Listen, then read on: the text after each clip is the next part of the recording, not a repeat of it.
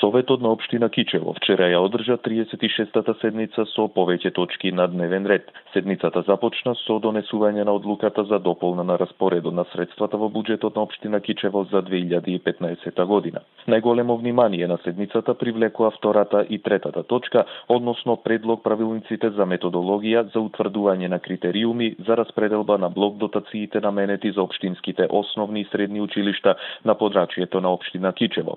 Советникот од ВМРО ДПМН Дејан Пандилевски побара на седницата да има представник од секторот за образование во општина Кичево, заради што овие две точки беа ставени како последни на дневниот ред. По излагањето на представникот од секторот за образование, советникот Пандилевски во однос на овие две точки даде неколку забелешки, меѓу кои и тоа дека во истите правилници не постои период до кога важат овие правилници, при што предложи во истите да се додаде дека важат за период од 1.1.2016 до 31.12.2016 година. Овој предлог по кратка дискусија беше едногласно усвоен.